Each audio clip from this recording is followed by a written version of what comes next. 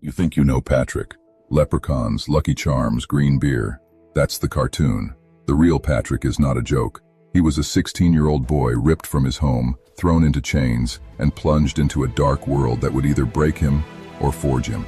This is not a holiday tale. It's the true, fierce story of a young man who found God in the cold and came back with a fire that would change a nation forever. At 16, while life in Roman Britain seemed ordinary, Irish raiders struck like a storm. They smashed doors, seized families, and took Patrick in the night. He was bound, shoved aboard a rocking ship, salt spray in his face, and carried across a hostile sea. In Ireland, he was sold into slavery, a stranger in a strange land, sent to the lonely hills to tend animals he did not know. For 6 long years, Patrick lived like a ghost on those bleak hills. He tended flocks alone through wind, rain, snow, and relentless cold. Hunger sharpened him. Fear pressed in. He was forgotten by the world, but not by God. In that wilderness, his heart turned inward and upward. He began to pray without ceasing, a steady rhythm of longing and confession. Day and night, through tears and work, he met the living God who would not leave him. After years of prayer, God came in a dream. "Your ship is ready." Patrick rose, followed the whisper of hope, and fled toward the coast. He found the ship exactly where the voice had said, and crossed back to Britain. Reunited with family, he tasted freedom, but God's story for him was not finished. Another voice would call him soon, a summons that would turn pain into purpose, and pain's memory into mission. The second call was startling. Voices in a dream. The Irish people pleading, "Come back to us." The very nation that had enslaved him cried out for him to return. Patrick felt a holy tension, hurt, mercy, and obedience all at once. He trained as a missionary and was made a bishop, studying scripture, language, and courage. He prepared himself not to conquer by force, but to stand vulnerable and burn with the gospel he had learned in the dark. Patrick returned in the shadow of pagan power, at the sacred height of Druid rites.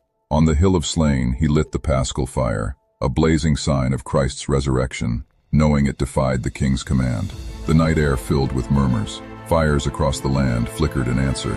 That single flame in the open was not just rebellion, it was proclamation. A living God has come into the land. The High King Larry was summoned, and the Druids warned that if Patrick's fire burned, something irreversible would begin. Patrick stood before king and priests, small in stature but immense in faith.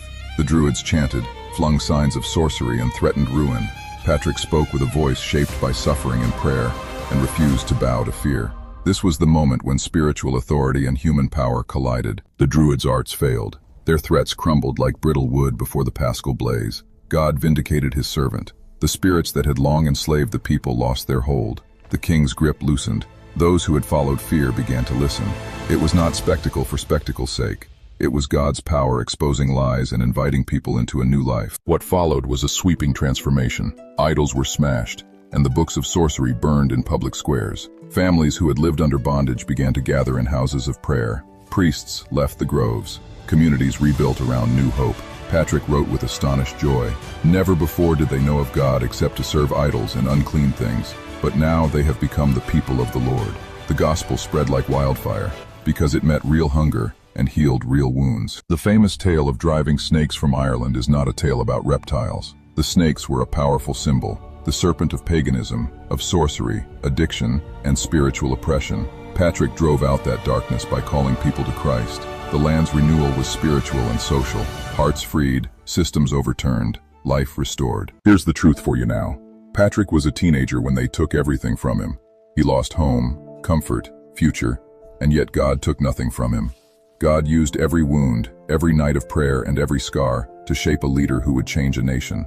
If God can take a slave boy and turn him into a bearer of light that burned across Ireland, what could he do with your life? What loss are you carrying that God might redeem? What small, brave flame will you light? Patrick's story is your invitation. Not luck, not folklore, but the power of God. The real Patrick, and perhaps the real you, standing on the hill, fire blazing against the sky.